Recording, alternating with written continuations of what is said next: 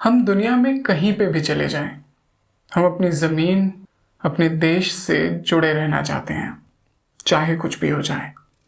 आज की ये कहानी ऐसे ही एक इंसान की है जो अपने देश से जुड़े रहना चाहता है, मगर उसे उखाड़ कर कहीं और फेंका जा रहा है। कहाँ फेंका जा रहा है ये भी नहीं जानता वो। क्यों फेंका जा रहा है उसे समझ ही नहीं आता। आइए सुनते हैं कहानी टोबा टेक सिंह। तबादले के 2-3 साल बाद पाकिस्तान और हिंदुस्तान की हुकूमतों को यह ख्याल आया कि सामाजिक कैदियों की तरह पागलों का भी तबादला होना चाहिए। यानी जो मुसलमान पागल हिंदुस्तान के पागल खानों में हैं, उन्हें पाकिस्तान पहुंचा दिया जाए, और जो हिंदू सिख पागल पाकिस्तान के पागल खानों में हैं, उन्हें हिंदुस्तान के हवाले कर दिया जाए। मालूम नहीं ये बात कितनी ठीक थी और कितनी गलत, पर बुद्धिमानों के फैसलों के मुताबिक ऊंची सतह पर कॉन्फ्रेंसें हुई और आखिर एक दिन निश्चित कर दिया गया। अच्छी तरह छानबीन की गई। वो मुसलमान पागल जिनके सगे संबंधी हिंदुस्तान ही में थे, वहीं रहने दिए गए। बाकियों को बॉर्डर पहुंचा दिया गया। क्योंकि पाकिस्तान से लगभग सारे हिंदू सिख जा चुके थे, इसलिए किसी को रखने रखाने का सवाल ही पैदा नहीं हुआ। सभी को पुलिस की हिफाजत के साथ बॉर्डर पहुंचा दिया गया। उधर का मालूम नहीं, मगर इधर लाहौर के पागल खाने में जब तबादले की खबर पहुंची तो बड़ी दिलचस्प गपशप होने लगी।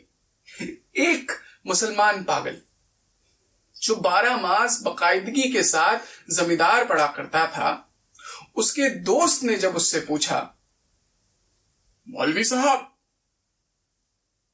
ये पाकिस्तान क्या है? तो बड़े सोच विचार के बाद उसने जवाब दिया, हिंदुस्तान में एक ऐसी जगह है जहां उस्तरे बनते हैं। ये जवाब सुनकर उसका दोस्त संतुष्ट हो गया। ऐसे ही एक सिख पागल ने दूसरे सिख पागल से पूछा, सरदार जी हमें हिंदुस्तान क्यों भेजा जा रहा है? हमें तो वहां की भाषा ही नहीं आती। वो मुस्कुराया और कहने लगा, हा, हा, हा, ओए मुझे तो हिंदुस्तानियों की भाषा आती है। हिंदुस्तानी बड़े अकड़ अकड़ होते हैं, शैतान होते हैं। कई पागल ऐसे थे जो पागल नहीं थे, कातिल थे। उनके रिश्तेदारों ने अफसरों को पैसे दे दिलाकर पागल खाने में दाखिल करा दिया था ताकि वो फांसी के फंदे से बच जाए। ये समझते थे कि हिंदुस्तान का बंटवारा क्यों हुआ है, पाकिस्तान क्या है, मगर सही वाकयात से ये भी बेखबर थे। अखबारों से कुछ पता चलता नहीं था और पहरेदार जाहिल गवार थे, उनकी बात से कुछ समझ ही नहीं आता था। ये इतना जानते थे कि एक आदमी है मोहम्मद अली जिन्ना, जिसे कायदे आजम कहते हैं, और उसने मुसलमानों के लिए एक अलग मुल्क बनाया है, ये पाकिस्तान है। मगर ये कहां है, कहां से कहां तक फैला हुआ है, इसके बारे में किसी को नहीं मालूम था।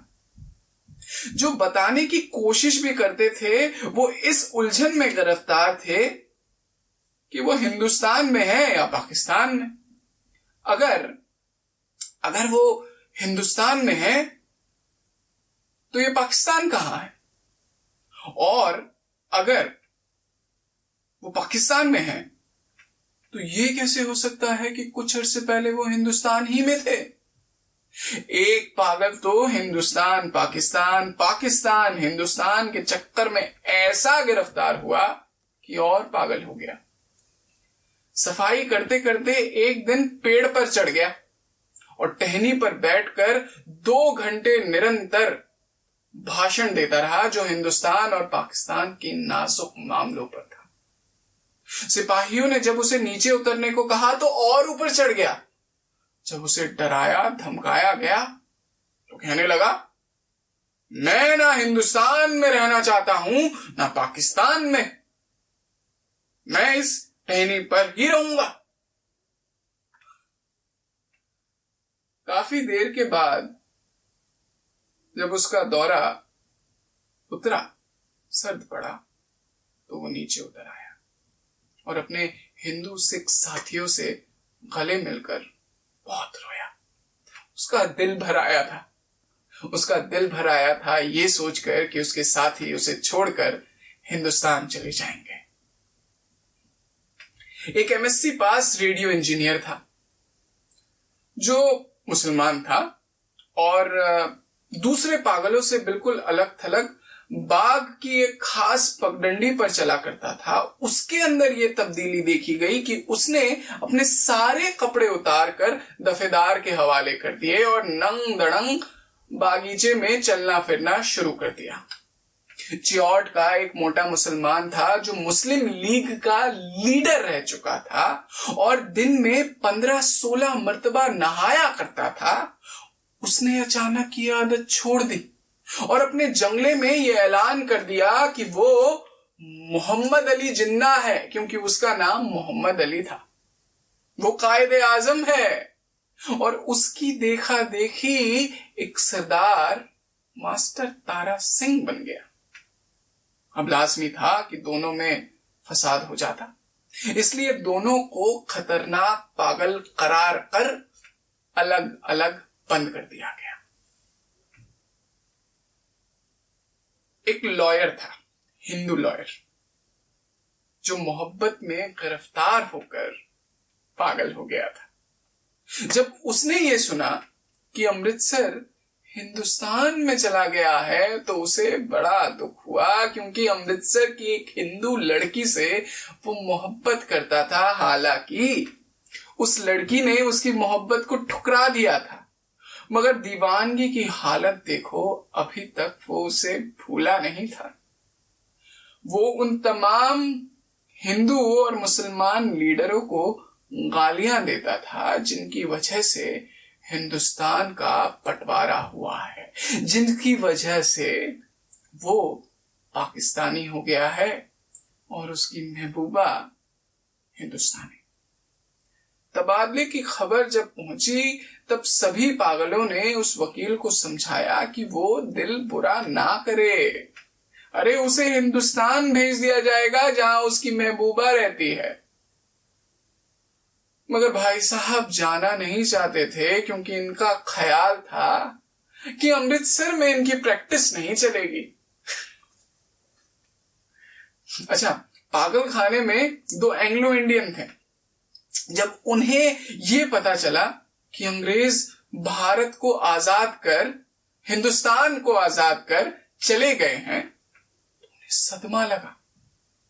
2 घंटे रोज इस महत्वपूर्ण विषय पर चर्चा किया करते थे कि अब उनकी हैसियत क्या होगी, यूरोपियन वार्ड रहेगा या हटा दिया जाएगा, ब्रेकफास्ट मिला करेगा या नहीं, डबल रोटी की बजाय ब्लडी इंडियन चपाती तो जहर मार नहीं करनी पड़ेगी।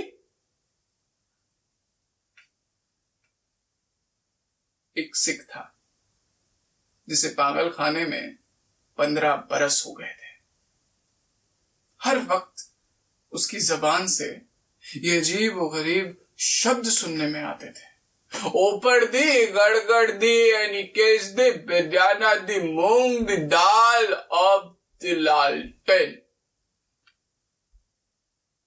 न दिन में सोता था न रात में, लेटता तक नहीं था। पहरेदारों का कहना था पिछले 15 बरस से वो ऐसे ही है। अलबत्ता कभी कभी दीवार के सहारे टेक ले लिया करता था, जिसके कारण, हमेशा खड़े रहने के कारण, उसके पांव सूज गए थे, पिंडियां फूल गई थी। जिस्मानी तकलीफ के बावजूद भी वो लेटता तक नहीं था। पाकिस्तान, हिंदुस्तान और तबादले की बात जब भी पागल खाने में होती तो वो ध्यान से चुपचाप सुनता, और जब उससे उसकी राय पूछी जाती तो वो बड़ी संजीदगी के साथ जवाब देता, ओपर दी गड़गड़ दी एनिकेश दी बेदाना दी मूंग दी दाल ऑफ द पाकिस्तान गवर्नमेंट। लेकिन बाद में ऑफ द पाकिस्तान गवर्नमेंट की जगह of the Toba Tek Singh government ने ले ली और उसने दूसरे पागलों से पूछना शुरू कर दिया कि ये टोबा टेक सिंह कहां है जहां का वो रहने वाला है। मगर कोई भी ये बात बता नहीं पाता था कि वो हिंदुस्तान में है या पाकिस्तान में। जो भी बताने की कोशिश करता था वो इस उलझन में गिरफ्तार था कि पहले सुना है सियालकोट हिंदुस्तान में था, अब सुना है पाकिस्तान में है। लाहौर जो आज पाकिस्तान में है क्या पता कल हिंदुस्तान में चला जाए, या सारा हिंदुस्तान ही पाकिस्तान में आ जाए। अरे ये भी कौन कह सकता है कि एक दिन सरहद से हिंदुस्तान और पाकिस्तान गायब ही ना हो जाए। उस सिख के बाल छिद्रे होकर बहुत कम रह गए थे, क्योंकि बहुत कम नहाता था, इसलिए दाढ़ी और सर के बाल आपस में जम गए थे और उसकी शक्ल बड़ी भयानक हो गई थी। मगर आदमी नुकसान पहुंचाने वाला नहीं था। 15 बरस में उसका कभी किसी के साथ झगड़ा फसाद नहीं हुआ था। जो पुराने मुलाजिम थे पागल खाने के, वो बस इतना जानते थे कि उसकी टोबा टेक सिंह में कई जमीनें हैं। अच्छा खाता पीता जमींदार था, पता नहीं क्या हुआ, दिमाग उलट गया और उसके रिश्तेदार उसे लोहे की मोटी मोटी जंजीरों में बांधकर पागल खाने ले आए और दाखिल करा दिया। महीने में एक बार आते थे, खैर खैरियत पूछकर चले जाते थे। ये काफी वक्त तक ये सिलसिला चलता रहा। फिर जब हिंदुस्तान और पाकिस्तान का मसला शुरू हुआ तो उन्होंने आना बंद कर दिया। उसका नाम बिशन सिंह था, मगर सब उसे टोबा टेक सिंह कहते थे। उसे बिल्कुल नहीं मालूम था कि दिन कौन सा है, महीना कौन सा है या कितने साल बीत चुके हैं। मगर फिर भी उसे अपने आप पता चल जाता था कि उससे मिलने वाले आने वाले हैं। उस दिन वो दफेदार से कहता कि उसकी मुलाकात आ रही है। उस दिन वो अच्छे से नहाता, साबुन घिसता, तेल लगाता, कंघी करता और वो कपड़े निकलवा कर पहनता जिनका वो कभी इस्तेमाल नहीं करता था, और सज धज कर मिलने वालों के पास जाता और खड़ा हो जाता। वो कुछ पूछते तो खामोश रहता। कभी कभार ओ पड़दी गड़गड़दी एडिकेज द बनाना दी मूंग दी दाल अब लालटेन कह देता। उसकी एक छोटी बच्ची थी, बिशन सिंह नहीं पहचानता था उसे। हर महीने एक उंगल बढ़ते बढ़ते 15 बरस में जवान हो गई थी। बच्ची थी तब भी रोती थी, बड़ी हुई तब भी उसकी आंखों में आंसू थे। जब हिंदुस्तान और पाकिस्तान का मसला शुरू हुआ तो उसने लोगों से पूछना शुरू कर दिया कि टोबा टेक सिंह कहां है। जब उसे संतोषजनक जवाब नहीं मिलता था तो उसकी कुरेद दिन ब दिन बढ़ती जाती थी। अब तो मुलाकात भी नहीं आती। पहले तो अपने आप पता चल जाता था, दिल की आवाज बता देती थी, लेकिन जैसे अब दिल की आवाज बंद हो गई थी जो उनके आने की खबर दिया करती थी। उसकी बड़ी दिली इच्छा थी कि वो लोग आए जो उसे हमदर्दी दिखाते हैं, वो लोग आए जो उसके लिए मिठाई कपड़े लाते हैं। वो आए तो वो उनसे पूछे कि टोबा टेक सिंह कहां है। उसे पूरा यकीन था कि वो बता देते कि टोबा टेक सिंह हिंदुस्तान में है या पाकिस्तान में, क्योंकि उसका ख्याल था वो टोबा टेक सिंह से ही आते हैं जहां उसकी बहुत जमीनें हैं। पागल खाने में एक पागल ऐसा भी था जो खुद को खुदा कहता था। एक दिन बिशन सिंह ने उससे पूछा, टोबा टेक सिंह कहां है, हिंदुस्तान में या पाकिस्तान में? पहले तो वो जोरदार हंसा खुदा की तरह और फिर कहा, ओ ना हिंदुस्तान में है ना पाकिस्तान में, क्योंकि अभी तक हमने हुक्म ही नहीं दिया। बिशन सिंह ने उस खुदा से कई मर्तबा मिन्नतें की, खुदा खुदा हुक्म दे दो खुदा, ये झंझट खत्म करो खुदा खुदा। मगर वो खुदा था, ऐसे कैसे सुन लेता? उसके पास कई सारे मसले थे, कई सारे हुक्म देने थे उसे, इसलिए नहीं सुना। बिशन सिंह को गुस्सा आया और एक दिन वो खुदा पर बरस पड़ा। ओ पढ़दी गड़गड़ दी यानी केस दी बेदाना दी मूंग दी दाल ऑफ द वाहिगुरु जी दा खालसा एंड वाहिगुरु जी दी फतेह। इसका मतलब शायद ये था कि तुम मुसलमानों के खुदा हो, सिखों के होते तो सुनते। तबादले से 2-3 दिन पहले तोबा टेक सिंह का एक मुसलमान जो बिशन सिंह का दोस्त था मिलने आया। पहले कभी नहीं आया था। बिशन सिंह ने उसे देखा, एक और हटा और वापस जाने लगा। सिपाही ने उसे रोक लिया और कहा, ये तुम्हारा दोस्त है फजलदीन, तुमसे मुलाकात के लिए आया है। बिशन सिंह वहीं रुक गया और उसे एक नजर देखने के बाद कुछ बड़बड़ाने लगा।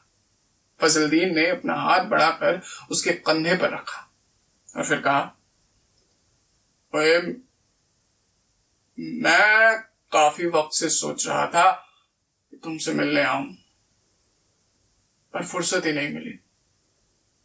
तुम्हारे आदमी सारे के सारे हिफाजत के साथ हिंदुस्तान चले गए हैं। मेरे से जितनी मदद हो सकी मैंने की। तुम्हारी बेटी रूप कौर वो, फजलदीन कहते कहते रुक गया। बिशन सिंह कहने लगा कुछ याद करता हुआ, बेटी रूप कौर, हाँ वो भी ठीक ठाक है, उन्हीं के साथ चली गई है। बिशन सिंह खामोश रहा। फजलदीन ने फिर से कहना शुरू कर दिया, उन्होंने कहा था मुझसे कि मैं तुम्हारी खैर खैरियत पूछता रहूं, फिर मैंने सुना है अब तुम हिंदुस्तान जा रहे हो। भाई बलवीर सिंह और भाई बंदावा सिंह से सलाम कहना, बहन अमृत कौर से भी। भाई बलवीर सिंह से कहना कि वो जो 2 भूरी भैंसे वो छोड़ गए थे, उनमें से एक ने कट्टा दिया है, एक ने कट्टी दी थी, फिर 6 दिन की होकर मर गई। सुनो, कोई मदद चाहिए हो मुझसे कहना, मैं हर वक्त तैयार हूं। अभी मरूंडे लाया हूं। बिशन सिंह ने मरूंडों की पोटली ली और सिपाही को पकड़ा दी और फिर पूछा, ये तोबा टेक सिंह कहाँ है? कहाँ है? वही है जहां था हिंदुस्तान में, पाकिस्तान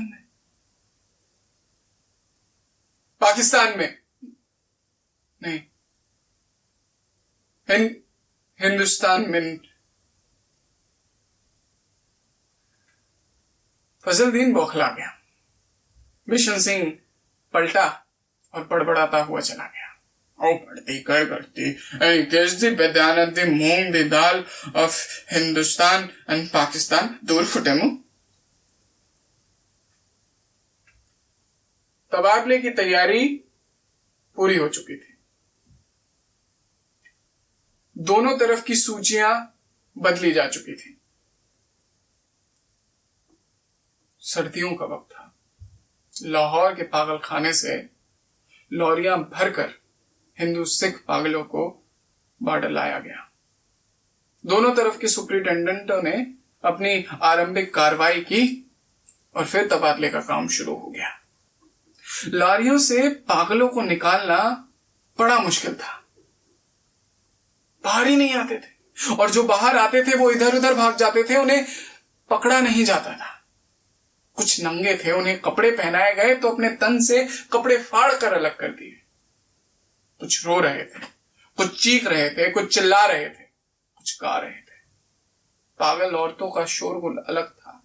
कान पर पड़ी आवाज सुनाई नहीं देती थी, इतनी सर्दी थी कि दांत से दांत बज रहे थे।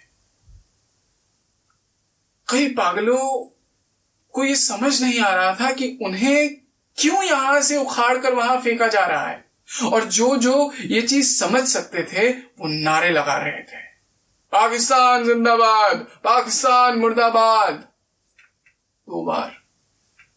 दो बार फसाद होने से बचा, क्योंकि वो मुसलमान और सिख जो कुछ समझ सकते थे, उन्हें ये नारे सुनकर तैश आ गया। बिशन सिंह की जब बारी आई, उस पार के अफसर ने उसका नाम रजिस्टर में लिखा तो बिशन सिंह ने पूछा, तुम्हारा टेक सिंह कहां है? हिंदुस्तान में? पाकिस्तान में? तो अफसर हंसा, पाकिस्तान में। ये सुनते ही बिशन सिंह एक और उछला और अपने साथियों के पास भाग गया। पाकिस्तानी सिपाहियों ने उसे पकड़ा और जबरदस्ती दूसरी ओर ले जाने लगे, मगर वो कहने लगा, टोबा टेक सिंह यहां है, टोबा टेक सिंह यहां है। ओपर दी गड़गड़ दी यानी केस दी बेदाना दी मूंग दी दाल ऑफ टोबा टेक सिंह एंड पाकिस्तान। ओपर दी गड़गड़ दी यानी केस दी बेदाना दी मूंग दी दाल ऑफ टोबा टेक सिंह एंड पाकिस्तान। उसे बहुत समझाया गया, सुनो, टोबा टेक सिंह अब हिंदुस्तान चला गया है, अगर नहीं गया तो भेज दिया जाएगा। मगर वो नहीं माना। उसे जबरदस्ती जब खींच कर ले जाने लगे तो जमीन के एक टुकड़े पर वो अपनी सूजे हुए टांगों से ऐसे खड़ा हो गया जैसे अब उसे दुनिया की कोई ताकत नहीं ला सकती थी। क्योंकि आदमी किसी को नुकसान नहीं पहुंचाता था, इसलिए उसे और जबरदस्ती नहीं की गई, उसे वहीं खड़े रहने दिया गया और तबादले का काम चलता रहा। सूरज निकलने से कुछ पल पहले संज्ञाहीन बिशन सिंह के हलक से एक ऐसी चीख निकली जिसने आसमान में जरूर सुराख कर दिया होगा। और वो चीख सुनकर सारे अफसर, सारे सिपाही दौड़ कर आए और देखा वो आदमी जो पिछले 15 बरस से लेटा तक नहीं था, अपनी टांगों पर खड़ा था, आज औंधे मुंह पड़ा है।